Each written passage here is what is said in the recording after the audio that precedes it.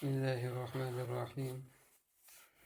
نحمده ونصلي ونسلم على رسوله الكريم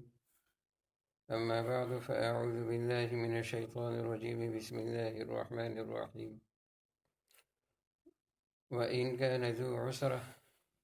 اور اگر وہ ہو تنگ دست فنظرة إلى میسرة بس اس کو مہلت دو اس کی گنجائش تک وأن تصدقوا خير لكم اور اگر تم صدقہ کرو تو یہ تمہارے حق میں زیادہ بہتر ہے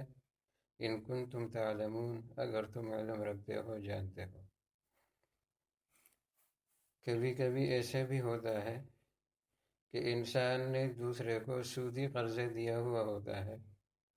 اور جب اللہ کی طرف سے سود کی حرمت نازل ہو گئی تو سود تو اس نے چھوڑ دیا، لیکن جو اصل قرضہ ہے اس کی وہ واپس ڈیمانڈ کر رہا ہے۔ لیکن کبھی کبھی مقروض ایسی حالت میں ہوتا ہے کہ اس کے پاس گنجائش نہیں ہوتی، اس کا ہاتھ تنگ ہوتا ہے اور اس کے پاس پیسوں کی فراوانی نہیں ہوتی، ہاتھ اس کا تنگ ہوتا ہے اور گنجائش نہیں ہوتی۔ ایسے موقع پر اکثر جھگڑے ہو جاتے ہیں، تو یہاں پر قرآن میں اللہ تبارک و تعالیٰ نے ہدایت دی ہے، اور یہ حکم استحبابی ہے، وجوبی نہیں ہے، اس پر عمل کرنا مستحب اور سنت ہے۔ اور وہ یہ کہ اگر اس کے پاس گنجائش نہ ہو، مقروض کی مالی حالت تنگ ہو، تو اس کو تم مہلت دو اس کی گنجائش تک اور مالی حالت کے اچھے ہونے تک، اس میں بھی تمہیں ثواب ہے۔ لیکن اگر جو تمہارا قرضہ ہے وہ ویسے ہی صدقے کی نیت سے اس کو چھوڑ دو تو یہ تمہارے حق میں زیادہ بہتر ہے، اس پر تمہارے لیے زیادہ اجر و ثواب ہے اگر تمہیں اس کا علم ہو۔ مشکات میں ایک صحیح حدیث ہے، اس میں نبی کریم صلی اللہ علیہ وسلم نے ایک آدمی کا واقعہ بیان فرمایا ہے کہ جب اس آدمی کا انتقال ہوا تو اللہ تبارک و تعالیٰ تو سب کچھ جانتے ہیں، لیکن صرف فرشتوں پر ظاہر کرنے کے لیے اللہ تبارک و تعالیٰ نے فرشتوں سے پوچھا کہ کیا اس کے پاس کوئی نیک عمل ہے؟ تو فرشتوں نے کہا کہ اور تو کوئی عمل نہیں، صرف ایک عمل ہے، وہ یہ کہ یہ آدمی بزنس مین تھا، کاروباری اور تاجر آدمی تھا۔ اگر کوئی آدمی اس کے پاس آ کر ادھار کوئی چیز خریدتا تو اگر وہ بالکل غریب ہوتا اور پیسے ادا کرنے کی گنجائش نہ ہوتی تو یہ اس کو معاف کر دیتا،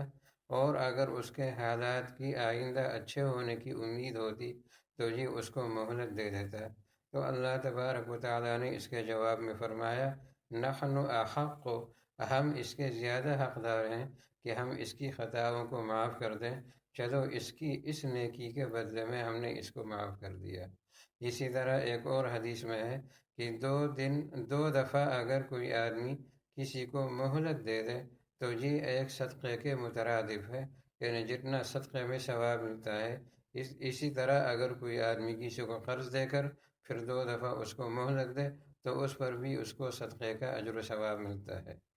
اور اس کا ایک دنیاوی فائدہ بھی ہو سکتا ہے، اور وہ یہ کہ جب ہم غریبوں پر رحم کریں گے تو حدیث میں آتا ہے الراحمون یرحمہم الرحمن تبارک و تعالی، جو دوسروں پر رحم کرتے ہیں تو اللہ تبارک و تعالی ان پر رحم کرتا ہے۔ ارحموا من فی الارض یرحمکم من فی السماء، تم زمین والوں پر رحم کرو اللہ تم پر رحم کرے گا۔ تو جب ہم ان کے ساتھ اتنا نرمی کا معاملہ کریں گے تو اللہ کی طرف سے بھی ہمارے ساتھ نرمی کا معاملہ ہوگا،